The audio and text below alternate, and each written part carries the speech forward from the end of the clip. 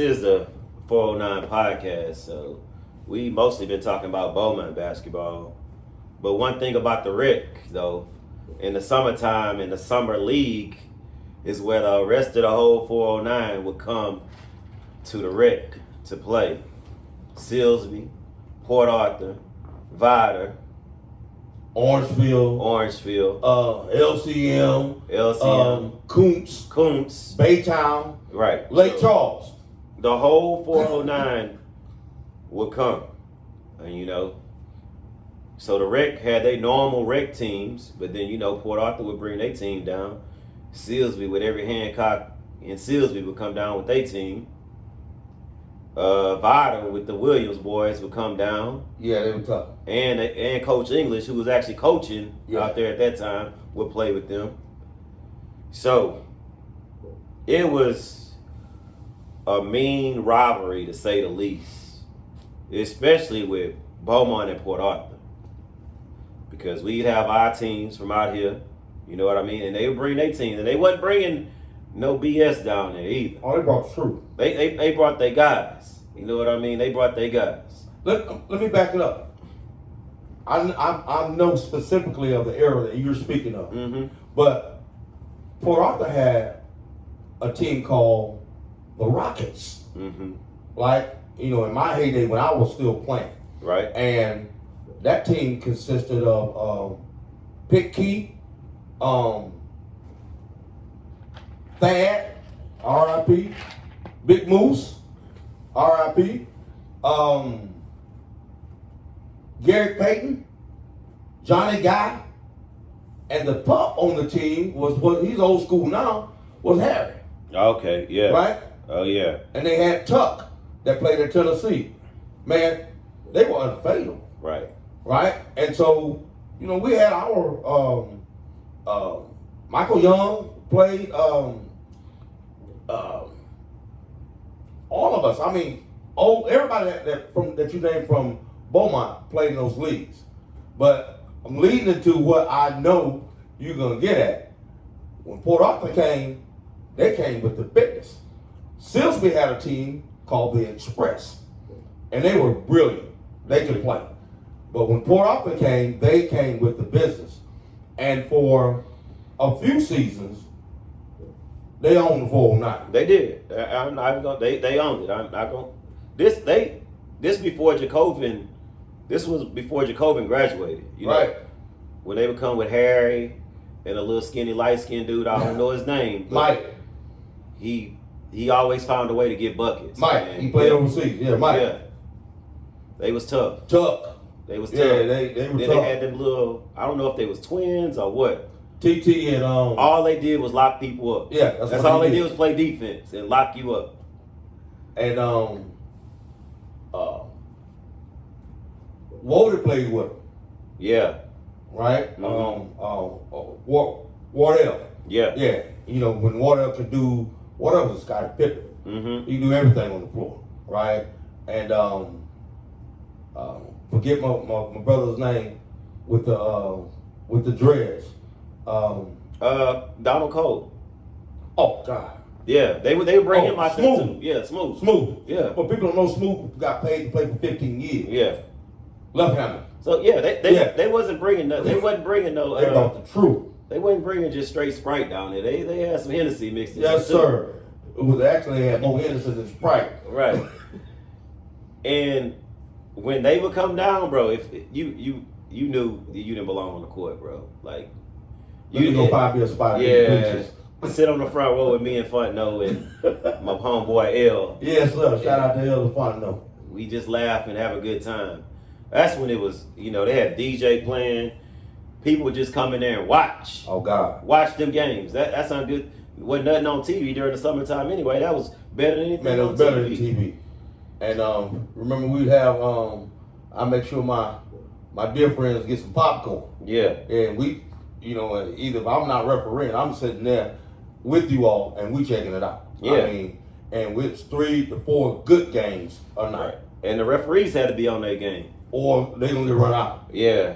If you was reffing in the Rec, it wasn't for the faint of heart. The crowd was gonna get on you. The players was gonna get on you, and eventually I was gonna fire you. right? And you might have to defend yourself. Yes, You might have to defend yourself. possibly. Possibly have to defend You stunk yourself. it up. Yeah. So that was the Port Arthur team. Donald Cole, all of them. Coco, when he finally got old enough to play. Yes, The light skinned dude, I don't know his name, but he always got Mike. buckets. Mike. Buckets. Yes. Skinny dude, got buckets. You know what I mean? Harry. Felix. Yeah, Felix didn't really run with them.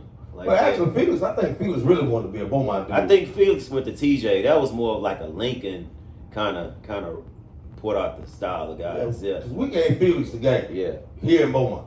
Yeah. So that's Port Arthur. Now Silsbee, Oh my goodness. the Hancocks. They're actually Koontz dudes, but they played with Silsbee. Yeah, they right? played with They're from Silsbee. Koontz. Yeah, they played with Silsbee though. Man, they kept It was getting more like Silsbee and Kuntz together. They kind Right. of brought them together really. but they kept getting better. Right. So, small story. Josh Hancock played for me, Mm-hmm. and we did pretty good in the league. I was still playing. Well, he says, Coach, I got a little brother. I said, well, who is he? And he was talking about T Black from Mhm. me. I guess T Black about 15. The quiet one, yeah. Right. So he brought him on. I asked him what could he do. He said everything. He said he can shoot me. So Josh was a true point guard, right? That could shoot the ball. Tremaine had some hop at the time. He was aggressive around the basket and can shoot it. Well, a year or two after Tremaine playing with Josh and I, he tells me, man, we got another brother. I said, can he shoot? He said, better than both of us. And that was Keith. The baby, yeah. Oh, God.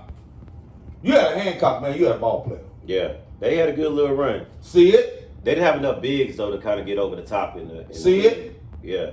Bush. Bush. Pee I heard Wee. about Bush. Oh, man. Damien Bush? Yeah. Oh, you serious? Right? You serious? Like, any given night, he can give you 40. You ain't got your game together. Yeah. So I appreciated Silsbee run. Smoke time. Yeah. So now Matter of fact, Coach Green and his brother, Silsbee, they played with the Express as well. So now we're gonna move over to Vidor. The Williamsons. Right. Well, let's just talk about Vidor for a second. If you don't know about Vidor, it's considered a really racist town. Right. You know, it's 99.9% white. So, but it's the wreck. Come one, come all to Sterling Pruitt. So they brought their team of all white guys to the corner of Magnolia and Gulf, and they came to play. And they held their own. Every night. Every night they held their own. And they came in there and blew some people out too. Bro, make no mistake about it that they knew exactly where the Pruitt Center was. Mm-hmm. The rec. They paid their registration fee at the rec. They knew what they were up against. Right. And they came there with no foolishness, nothing but to annihilate whoever was there. The thing I love about it most, that were wherever they came from and whatever the background or the stigma that's associated with Vidor, Texas, they left that in the car if they were that type of people. Yeah. Because they came there to get the hoop on. Right. And that's what it was all about. You And know? everybody respected that. Everybody game, too. respected, oh man, they could play. Yeah. They could play. Can I cut across the field on something? Go ahead. Not only Vidor, but if we're talking about non-black athletes, we talking about, white boys, if you will. Mm-hmm. And I heard you mention Coach English, Yeah. right? Now I remember Brian English before he was coaching, and they had a team that was called LW Cad. And later on I found out that it stood for Long White Cadillac, right? Yeah. And that's what they were. English was as good a point guard you ever want to see, right? Larry Newman. What's the coach now over there? Chris. With the bounce. I know you're talking about. Yeah, right. I know you're talking about. Chris had incredible bounce. I mean, just the experience, But back to our host. It was good times in the 409 during that time where everybody would come down, which kind of brings us to the end of the segment, So, I mean, I've been living out of Beaumont for 8 years now. So, how is it at the Rec now? What's the level of basketball at the Rec now? Because towards the end of the time while I was living in Beaumont, it kind of, it wasn't the same. You know what I mean? Because AAU is so popular now, and kids don't really, that generation, like that age group. See, when I was growing up, or when I was from like maybe in my 30s, it was a whole bunch of people in their 30s that played ball all the time. Is that generation of basketball still there, or did it kind of go away? I think I think people got lost on the game, and the passion that I saw in you, your little brothers, guys, even the Terrell Park segment that you played with, right? You came there with an intensity that we're gonna win today. Right. I mean, but that's how it was back then, because we wasn't from that part of town, so we knew we didn't want to get on the list with people we didn't know, so we'd have to sit out a game so we could run together. Me, my little brother, Donald, Max, and some dudes I went to college with. Well, we would come with our five. But here's the deal, bro. And then I respected that, and I would situate the list somewhere where you could play with your five, okay? Because that's what we want to beat your old five. Yeah. Right? Well, here's what happened. The game, folks got lost on the game for whatever interest. The love for it is not there or as intense as we saw it from mid to late 90s. That's dead. Right. The situation of basketball at the Rec, as I know it now, I'm going to get to that. This past summer, or this past winter, was the 5th year of me doing what we call I Be Love youth basketball. And I played with kids from 4 years old up to 15. This past year, man, we had 45 teams. Right. That's a lot of basketball. Well, bro, I retired 28 February. Right. So, I don't know who or what or what's at the helm in terms of developing, organizing, and keeping this thing going. I haven't quit, and I'll be back in action again late fall, early winter for this basketball, and prayerfully we can get you down to not only witness some of it, but your skill as a basketball official, can be utilized as well. Is there still a 10 o'clock run? No, sir. And guys on the 10 o'clock run and fell off to 12 o'clock. It's just no drive. Yeah, last time I came there around 10 o'clock, they had 11 people playing 21. No drive. They wouldn't even want to run full. We have 75 to 100 guys back when we were playing to play at 10 o'clock, right? And both sides of the courts would be full, right? You don't ever have to worry about that. So is there a 4 o'clock run or a 6 o'clock run? It mirrors the 10 o'clock run. Paltry. What about the summer league? Outside what I hate to do our organization, I Be Love, was able to do no adult summer league? No. That's tough. Well, I mean, It ran its course. You know, it was good. And what came out of that is a lot of basketball coaches that played in the rec. Absolutely. And we can start naming them. It's a lot. And I'm sure we're going to leave some people out, but it's still a lot. Myself. Yes, sir. My little brother. Yes, sir. Trey McDowell. Yes, sir. Ty Jarito. Digerito. Sage. Sage. Butte. Yes, sir. Frank Paul. Frankie Paul. Mike. Michael Thomas. Yes, Mike. The Hancocks. The Hancock. All of them coaching basketball. Yeah, and I'm sure we're leaving out a lot of people. And that's just real, like, school coaches. Brandon Chappelle. Yeah. He's at UNLV. Right. Them my kids. Right. You know, I'm proud on that aspect that you guys took to it, stuck to it, and man, I would think that tree spawns A lot of coaches. 20 easy. Yeah, it's a lot of coaches. And if I left somebody's name off, I apologize. But yeah, Come on. Yeah, Oh. Omar, yeah.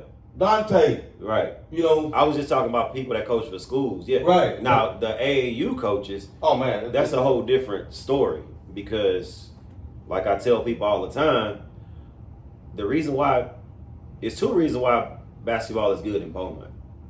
One is this generation of people that grew up playing in the rec. Two is our AAU coaches. They all played in the rec and they hooped. And then they turn right around and they coaching our kids. Lawrence Pender. Yes, sir. AJ, when he had his squad. Omar. Dante. This all people that played in the rec all the time. B.A. B-Mo. Right. Yeah, you. Lil Corey even coaching now. Lil Corey Corey with Mo. Pops. Yeah. Yeah. He coaching the kids now. So that's what's making these kids that we got now really good. Because we got all these dads that's now coaching their kids and it's getting passed on in a good way. Well, I mean, I'm gonna say I'm not done yet. But I think the game is in good hands. Well, I think you left a legacy where it's been handed down because Corey is not in the same generation with like Lawrence, Right. and AJ and Omar. That's like that next generation, and it's some more guys that coach for this little Beaumont team I seen play this weekend. They were younger guys that played in the rec, but now they coaching now. So that it's a younger generation that's coaching them now, which is good, and that's why we playing for state titles. Love the way that you're right. Matter of fact, not only playing for state title, we win the state title. Right. You know, back to back. You know, I think the 409 in good shape. Oh yeah, because when I was growing up, it was a myth. This big old myth. It was partly true. Man, once y'all leave out of Beaumont, y'all ain't gonna win. Y'all can't go to Houston and win. You know, and that's how it was for a while. You know, we go 2 rounds deep in the playoffs, come home. Oh man, y'all can't win in Houston. It done changed now.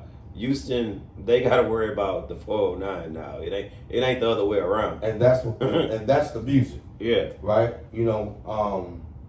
And again, I'm proud. Yeah. Oh man, but the 409 period. Yeah. Yeah. Yeah. We serious. You know, PA Memorial won the championship. Right. You know, basketball is serious in this part of like my grandma would say, this neck of the woods. Yeah, and it used to be football. Yes, sir. It used to be football. But like Taji say all the time is a lot of state championships came from that address that's on Fournette Road. Whether it was Hebert, Ozan, or United, I agree. It's a lot of titles came from Fournette Road. Proud of that kid too, man. Right? Yeah. He was one of those kids that he had the maturity, much like Rick and them, invested in me. Mm-hmm. I did that with him. Come on, you gonna play with me. You only play with them boys. Yeah. Right? And I knew Ty could be a coach Mike at some too. point. Mike T. Yeah. Oh man, I still got pictures of Mike T, 8 years old. You know. Mike played with the grown-ups when he was Yes, like sir. 12 years old. 12 or 13 years old, he played with the grown-ups. I gotta say this, that those coaches at the time, the only people who were coaching kids was me, Sagi, Kenny Pickens. Yeah. Right? Shout out to Coach Kenny. Y'all don't understand how many hands Coach Kenny had on people. Like, yeah. And he was doing, like, the stuff people are doing now in AAU. Kenny Pickett been doing that since, like, the 80s, bro. Him and Sagi. Yeah. Right? TP And was Mr. driving. Ballard. And Mr. Ballard. Yeah, and Norman Ballard. Yeah. Right? TP was driving. He was 12 years old because that was the only way Coach Sagi can get him to the gym. And his kids were playing literally up. Des Cooper, Keithan West, big game Allen James, Romeo. That Ozan State Championship team, the one with Perth. Who did those players grow up playing with? Were those Coach Kenny's kids or combination? Coach Kenny and who? Coach Thomas Sagi. Yeah. Yeah, they both had their hands in it. No one could tell me any different about that. Right? They either played for Pickens or they played for Sagi. Right. And they all played in the red. That's where it all started, and that's where it's still going. You know, I just hope that, well, I mean, they're keeping it going now, but the home base is kind of like not the home base no more. You know what I mean? We're going to get back, bro. Yeah. And there's some guys that's keeping it going. Deuce, Big Melvin Deuce. He throwing little tournaments for the little ones there. And he was part of my team over the last 5 years. Deuce and Dante, you know, instrumental in, you know, keeping the dream alive. Yeah. So it's that's what a rec is today. You know, it's in a good place. And, you know, I'm just glad we did this to tell you thank you and give your flowers and let you verbalize and just put it down to where, you know, people can see it. And, you know, sometimes people like will pass away and then they'll be like, oh man, remember such did this. He like we said for Sterling Pruitt. Like if we try to look up something on Sterling Pruitt, we don't know nothing about him. We ain't never heard that man talk. We don't put a face to this. So I am not trying to put you in the grave, but I'm just saying. But I'm humble. We got this to where we can, you know what I'm saying, put a face to what helped usher Beaumont basketball into where it is right now. Well, I'm humble, man. I'm appreciative. Manifold. Again, share this here with you off camera. I am so proud of you. You know, I am. You're a real man, Wyman, and I appreciate you sharing your word with me. Yep, no problem, man. Just trying to get this message out, man, because a lot of people don't really know how big of a place that the rec was in Beaumont. You know, it meant a lot to a lot of people. Like it did. Like I'm sure it meant a lot to me. It meant a lot to a lot of my friends growing up. Even when I was going to Lamar, like I would take people that wasn't even from Beaumont to come to Sterling Pruitt to play, you know, and they liked that. And it was just a good run. Shout out to cats like Cool, Ron Coleman. Yeah. Ron Coleman's a D1 basketball coach, played in that rec. You know what I mean? I mean, it's just you don't want to leave anyone out, so we'll stop there. Yeah, Mike James. Oh man, I'm gonna tell you a funny story about Mike James. So Mike James was playing in the rec league. Coop brought him there. I was reffing the game. For the game, Mike came to me, hey, ref, I don't need you to call no fouls. Whenever I go to the goal, whenever I shoot, don't call no fouls. All right, got you. Drop like 46. Well, he was developing him. I don't need to be pacified. Right. You know, Donnie Miner. You know, Matt Somblad. Right? I seen him drop at the record at that time was 13 threes till it was obliterated by Miner and then McGriff. You know, man, it's just been it's just too huge to talk about. Yeah. And so again, man, I thank you. I appreciate you. And man, I love you. All right, love you too, man. We'll do it again another time. Soon. All right. So Peace. Just wrapping up episode 1 of the 409 podcast. Thank you. See you again soon. Like and subscribe.